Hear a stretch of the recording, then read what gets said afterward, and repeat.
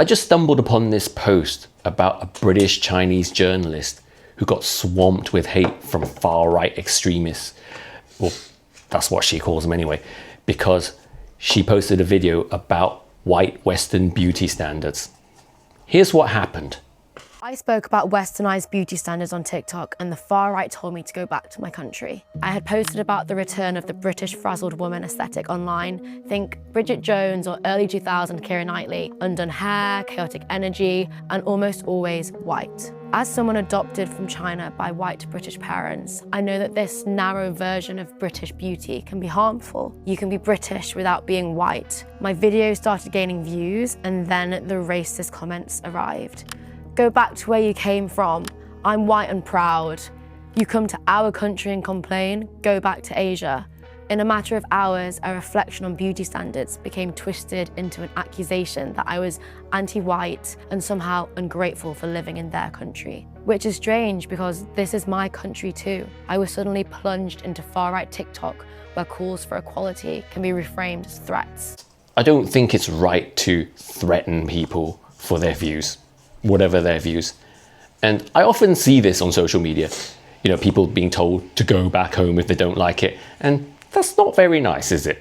Because people of all colours can call any country home, right? And everyone should be allowed to express their opinion, and especially to call out things about the country in which they live, right? Wherever they were born or whatever their ancestry, if there are things that you would like to address, you should be able to do so without being told to go home. However, I do feel it is grating for people to be told that your country's long-established beauty ideals are offensive.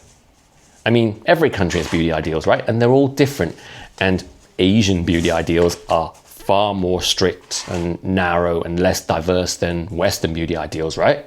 Someone then made an edit of me on Blackpill TikTok with the username white and proud. This phrase is actually banned on TikTok for violating community guidelines, yet seemingly accounts using that exact name and posting extremist imagery are still operating freely. I have to ask why this is the case. With TikTok cutting hundreds of trust and safety jobs in the UK and shifting moderation to AI, how will accounts like this be moderated going forwards? It's been a stark reality check that the far-right rhetoric isn't just in the hidden corners of the internet anymore. I wanted to critique Western beauty standards, and instead, my video got stolen by racists.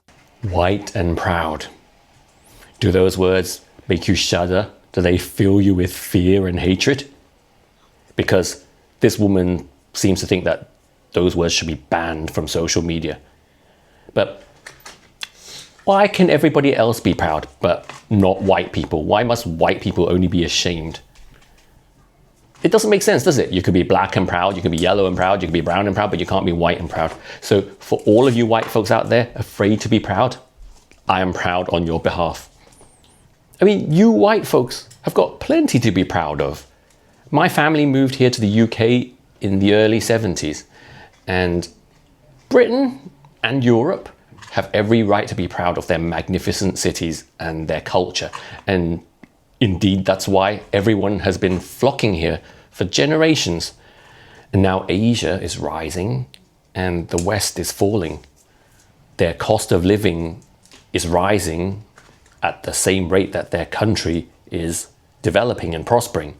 And so Asia is now first world, and the poorest from Asia are now flocking to the West, and we are becoming the third world. So it used to be really hard to enter Europe. It wasn't easy for my family. You know, you had to have a lot of money to invest if you wanted to move to the West. But now things have kind of reversed, and it's virtually impossible to enter Asia. You know, they've got very strict borders and they don't want any old schmuck coming in with no money.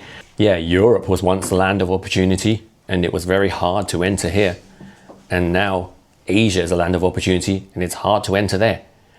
This is just the perpetual cycle of growth, boom and bust that civilizations have always gone through. But as usual, I'm digressing. So let's get back on track. What is it that this British Chinese journalist said that got so many right-wingers upset? The white blonde beauty standard is still alive and kicking. It's just repackaged into something else. So rather than it being glossy magazine covers and ads, it's now being shown through social media videos and different aesthetics. You know, I love that there's even such a thing as a frazzled British woman beauty ideal. You know, Bridget Jones was endearing and empowering with her big knickers. And Keira Knightley, the English Rose, who would be deemed universally gorgeous and made a great model for Chanel, it's refreshing to see that sometimes she goes out in a natural, semi-frazzled state. It's like an antidote to the Kardashians with all their surgery and fillers, because fake perfection has always sold, right? And of course, this has moved from print to social media because this is just following the natural flow of traffic. Nobody buys magazines anymore, right?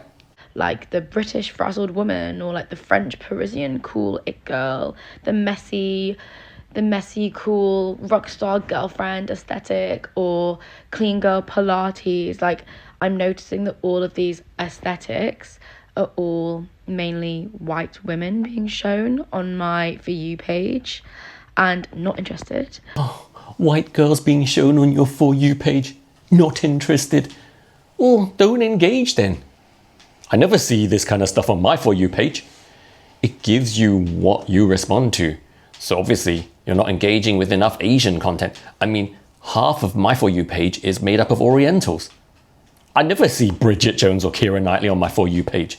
But perhaps one of the reasons that you don't see Oriental women sporting the frazzled look is our culture is less accepting of frazzled women. You know, while white Western culture embraced the Bridget Jones character, Oriental beauty is full of ultra skinny, pale, white-skinned perfection with a lot of plastic surgery on top. So the only reason you see white ladies doing this look is most Oriental women don't want to be seen in public looking frazzled. British women, on the other hand, look frazzled 3/4 of the time. When it doesn't matter, they don't bother. But when it does, when they have a night out in the town, they're going out for some slap-up meal in a ritzy restaurant, they do a Devil Wears Prada transformation and you hardly recognize them. But it's weird, like this British frazzled woman, like I am British and I don't look like that. And if I was a lot younger, I would feel upset and probably insecure that I can't relate to any of these aesthetics because I don't look like them and I never will. I am British but don't look like that. Well, of course not. Because you're British Chinese like me.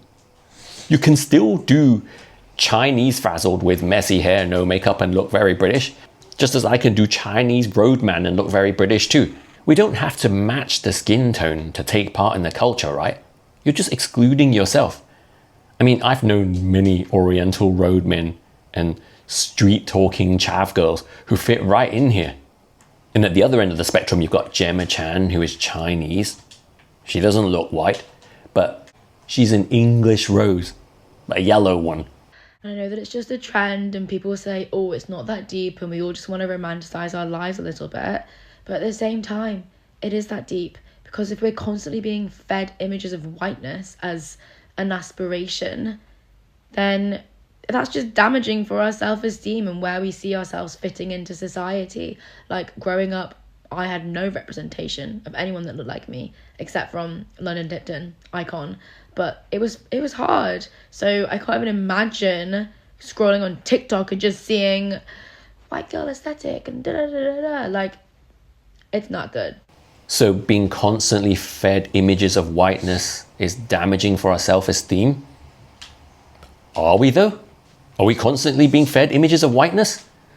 I mean, a lot of people would say we are being fed far too many images of non-whiteness these days. It's disproportionate. You know, there are way more ethnics in advertising billboards and stuff than the base rate of that particular ethnicity in our society. First it was black, but now I'm also seeing tons of Oriental models in shop windows and cosmetics campaigns, and I'm so happy that our beauty is finally now being recognized and represented fairly in the fashion industry. It's taken a long time, but some would say that we're at a state of overcompensation right now, where it's refreshing for white people to see Sydney Sweeney, for white beauty to be celebrated. And back in the supermodel 90s, we had Naomi and Claudia and Christy and Cindy. And there wasn't we didn't have any Asian representation yet then. There was Yasmin, she was South Asian, I think. But us Orientals, we didn't have anybody. Well, we had Jenny Shimizu, but she didn't really count. She was gorgeous, but she was a skin-headed lesbian, right? It wasn't fair that we didn't have like an equal representation, but now we do, so it's a great thing. But you know what? I would totally love to see a model like Claudia Schiffer channeling Brigitte Bardot again. But if that happened, people like you would have a meltdown just because she's blonde. This journalist is blessed. She's lucky to be growing up in the most diverse era in Western history. And she's still moaning. I mean, what are you saying? Are you saying that you don't want to see white beauty at all because it's so offensive? I think it's offensive for white people who've been putting us ethnics on a pedestal for the last decade, and it's not enough. See, I'm Gen X, so I grew up with zero representation here. In the 80s, in 80s UK, we had no representation, and I was one of the only China. I don't want to go into this again because I always give this sob story, and I don't want to come across like a victim because I'm not. But you know, I grew up with no representation and daily bullying. It was lonely and miserable. We did feel excluded and inferior. The only time we ever appeared in media was to be mocked, ridiculed. So you have nothing to complain about. And when you do, you come across, you know, like a child who's been given so much and just wants more. I mean, how far do you want to take this? Do you want to ban white models? Should we have an Aryan purge?